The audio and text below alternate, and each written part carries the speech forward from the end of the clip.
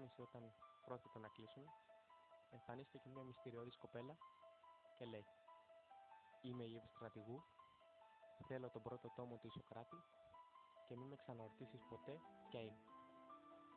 Η γυναίκα της έδωσε τον πρώτο τόμο του Ισοκράτη και η μυστηριώδης κοπέλα εξαφανίστηκε.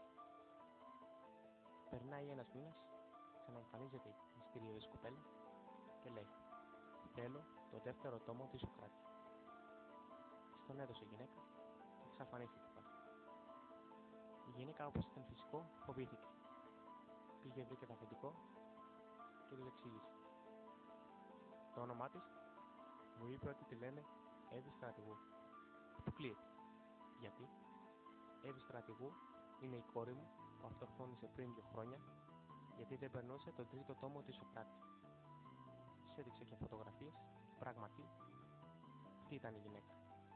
Περνάει ξανά ένας μήνας, εμφανίζεται η μυστηριώδης κοπέλα και λέει: «Θέλω τον τέταρτο τόμο του Ισοκράτη».